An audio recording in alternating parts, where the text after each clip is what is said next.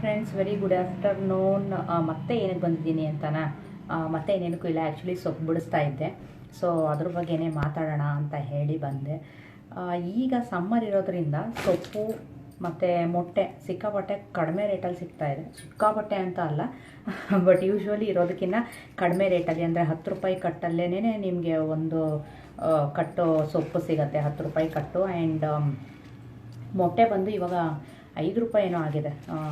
So ಈಗ non veg ತಿನ್ನೋವಂಥವ್ರು, non vegetarian ಇರೋವಂಥವ್ರು ಮೊಟ್ಟೆ ತಿನ್ನಿ. ಆ್ಯಂಡ್ ಅದ್ರ ಜೊತೆಯಲ್ಲಿ ಸೊಪ್ಪು ಕೂಡ ಕಡಿಮೆ ಇದೆ. ಬರೀ ನಾನ್ ವೆಜ್ಜು ಮೊಟ್ಟೆನೇ ಅಂತಲೇ ತಿನ್ಕೊಂಡು ಕೂತ್ಕೊಬೇಡಿ.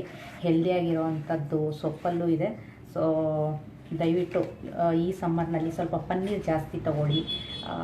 ಹೆಲ್ತ್ಗೆ ತುಂಬ ಒಳ್ಳೆಯದು. ಬಿಸಿಲುಗಾಲದಲ್ಲಿ ಅದರಲ್ಲೂ ಪನ್ನೀರು ತುಂಬ ಒಳ್ಳೆಯದು. ಸೊಪ್ಪು, ತರಕಾರಿ, ಮೊಟ್ಟೆ ಇವೆಲ್ಲ ಜಾಸ್ತಿ ತಗೊಳ್ಳಿ. ಯಾಕಂದರೆ ಈಗ ಸ್ವಲ್ಪ ಸೀಸನ್ ಇರೋದ್ರಿಂದ ಕಡಿಮೆ ಇದೆ. ಸೊ ಅದನ್ನು ಉಪಯೋಗಿಸ್ಕೊಳ್ಳಿ ಅಷ್ಟೇ. ತಿನ್ನಿ, ಹೆಲ್ದಿಯಾಗಿರಿ. ಮನೇಲಿರೋರು ಎಲ್ಲರಿಗೂ ಸೊಪ್ಪು, ತರಕಾರಿ ಅನ್ನೋವಂಥದ್ದನ್ನು ತಿನ್ನಿಸಿ ರೂಢಿ ಮಾಡಿ ಮಕ್ಳಿಗೂ. ಏಕೆಂದರೆ ಹೊರಗಡೆ ತಿನ್ನೋವಂಥ ಪದಾರ್ಥದಲ್ಲಿ ನಮಗೆ ಬೇಕ್ರಿನಲ್ಲೇ ಆಗಲಿ, ಹೋಟೆಲ್ನಲ್ಲೇ ಆಗಲಿ ನಮ್ಗೆ ಸಿಗೋದು ಅಷ್ಟು ಫ್ರೆಶ್ ಇರೋದಿಲ್ಲ. ಆ್ಯಂಡ್ ಹೆಲ್ದಿ ಕೂಡ ಇರೋದಿಲ್ಲ. ಸೊ ಮನೆ ಊಟ ಬೆಸ್ಟು.